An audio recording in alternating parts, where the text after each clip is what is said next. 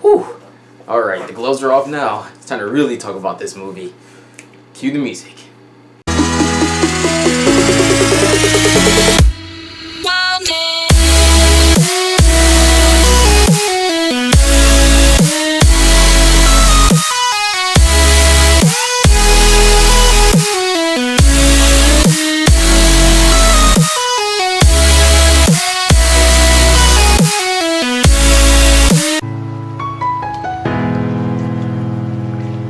Right, this is the spoiler review about Justice League. If you're watching this, then I assume you already seen the movie as well. I take it that if you are watching it, if you haven't seen the movie, then you just don't give a shit about spoilers, or you just don't give a shit about the movie.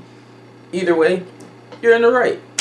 So let's talk about this movie. I may jump around every now and then because I'm talking about the important details. I may be some things that I do forget, and if there are things I do forget, please do comment below and let me know what you thought that I should have spoke about, or anything that you felt strongly about when it came to that movie. But let's go. Okay, first off, the main thing that actually entertained me in this movie, I didn't really start enjoying the movie until probably in the middle, and I would have to say that, and that is when, for me personally, and hey, this is your last chance to get out of here, because for me, I didn't know this was going to happen. I didn't know this was going to occur. Well, Superman is in this movie. Personally, guys, I may be dumb for not knowing that he was going to be, but I'm sorry, not sorry. I did not know he was.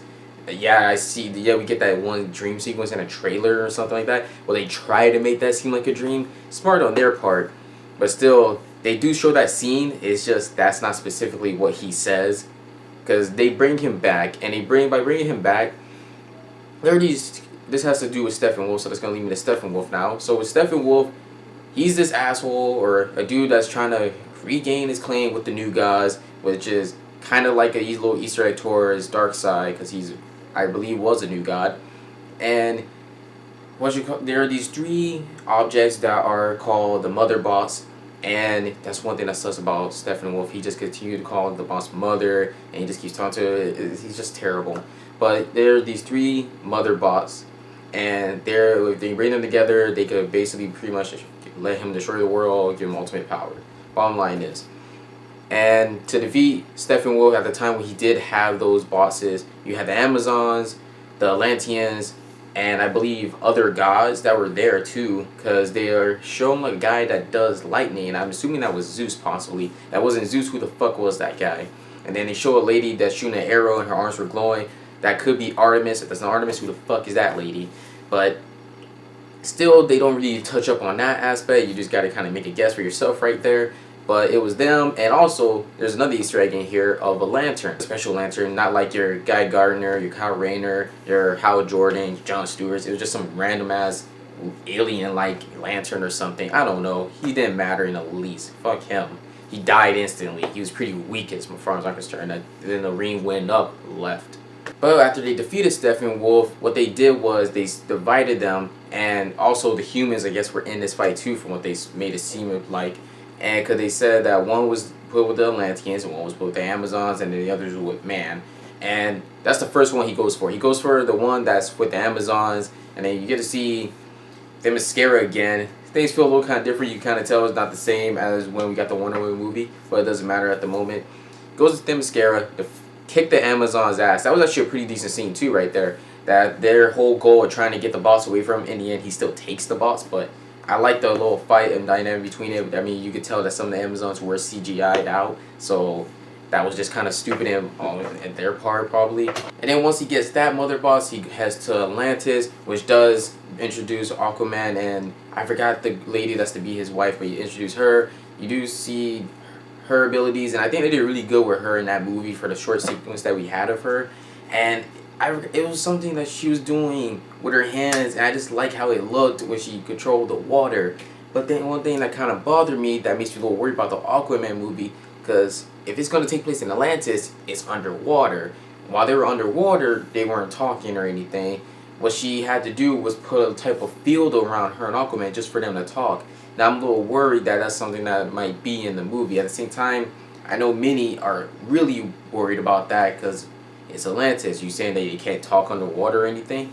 And personally, for me, I'm a little fine with that. I'm not gonna really get mad at that when it comes to the movie. I just care if it's a good movie in general. Steppenwolf makes it to Atlantis and goes to get the Mother Boss. He does have a fight with Aquaman, and Aquaman gets his ass kind of whooped, pretty much, in a nutshell. What do you expect? But at the same time, when I said in my other video that you do get to see a little bit of Aquaman's relationship with Atlantis, or how he felt towards Atlantis, you get a little of his background that his mother left him at his father's doorstep, so now he has some resentment, which if he has resentment towards Atlantis, I don't understand why he would head to them. It just made no sense if you don't really care for them. And first, when Bruce Wayne tried to recruit him, Aquaman didn't have any care in the slightest. Even when he was saying, the world's at stake, you help these people here, they can get harmed, the water is gonna rise and the world will be destroyed. He just didn't give a shit. But I don't get why now that you see that Atlantis is kind of going through some stuff, that you have resentment towards them, now you want to help them. It just kind of confused me a little bit. And the Mother Boss that has to do with man, apparently that was the device that was used for Cyborg to create him, or more exactly bring him back to life, that his dad did. And more on Cyborg, that actor, he did really good, because there's a scene with Cyborg and his dad and how he hasn't came out for a while, but people believe that he's dead, but his dad knows that he's alive, and his dad keeps telling him, you should come out, come with me to the lab. And there was a good scene there, because Cyborg was saying that he doesn't want them to see the monster. And there's a good scene there because Cyborg tells his dad, have you even told them that I'm alive or anything? And his dad is a little tall of guard, because it's true, he never told anybody that Victor was alive. And then Cyborg also says that because you don't want them to see the monster. And then his dad just says, hey, it's okay, they accept the way you look, it's not a big deal that you like this. And I love the fact that Cyborg said, it's funny how you think I'm talking about myself. That was one great line. I like that a lot. It just showed how much Cyborg had resentment towards his dad, how he felt towards his dad at that moment. And his dad, I can't blame his dad for making the choice he did. Who wouldn't do that? Use that device to bring him back. And every day, apparently, Cyborg is upgrading. His armor is upgrading. There's a moment where he started hovering. Things that did really actually bother me was that it was a scene with Wonder Woman, and it's a little thing. It's not a big deal. Just one of those little nitpicks there. It was a moment where she was in a bank, I believe, and it was these guys that kind of had these hostages. But when she go to fight them, it was a moment where she just teleporting, in my opinion, just moving really fast, I guess. I get it, she's Wonder Woman, she's faster than like regular humans, but it's the way it looked. So it made me think that, what is she, like the Flash or something? It just looked kind of odd. It didn't fit, in my opinion, for her. It was just so many jump cuts, in my opinion. It's like doom doom doom doom doom doom, like it just looked awkward. The Flash. I said before in the other video, I think Ezra Miller did pretty good. I still think he was entertaining. I love how they did the Speed Force. Many people nitpicking at the fact that it's not yellow, and I understand why you guys feel that way due to the fact that it's not. Due to the fact that the color of the lightning represents how connected he is with the Speed Force. And normally, I believe if it was blue or white, that means you're really connected to the Speed Force, that you're in tune with it. If it's red, that means you're really far off. If it's yellow, that means you're in the middle with it. But honestly, it's a rightful thing to be mad about. It honestly, it really is. But at the same time, it's not something that I'm going to get completely mad about. I really can't. That's one of my least worries about this movie. The last thing that even upsets me even nearer in this movie. Steppenwolf. Ah, man. This guy is terrible. Even when he fights the Justice League. My word. Okay, I get it. He's holding his own, I guess. But now let me get back to the whole point of me saying about the Mother Bosses and Superman. They used the Mother Boss that basically brought back Cyborg and made him the Cyborg what he is today.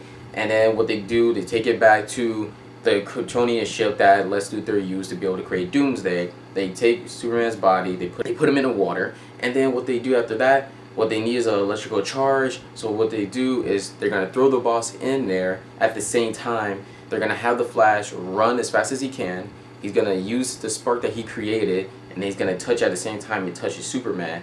Now, I like about this scene and the whole idea of it, because one, I do like the fact that some members of the Justice League didn't like that, and some of them were saying this is our only hope, and honestly it really was, because when Superman came back man, he beat the living shit out of Steppenwolf like Steppenwolf was nothing. Jesus Christ. I mean, Steppenwolf like a terrible villain. I mean, Steppenwolf was already crapping when the movie started, but man, when Superman came, it was just nothing. Jesus Christ, he felt like a toy. The only problem that I say that many will have with the whole fact that they brought Superman back, well, the way they did, is the fact that when you think about Batman v Superman, at the end of that, there's a little dirt on Superman's coffin, and then it moves just a little bit. So many people were saying, okay, he's not completely dead. That didn't really necessarily kill him.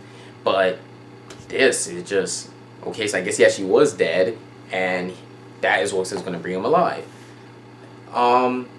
And many people did actually want to see that Superman in his black outfit too. I mean, hey, I would love to see that too. That's a great outfit. But rightfully so, fans do have the right to be mad about that.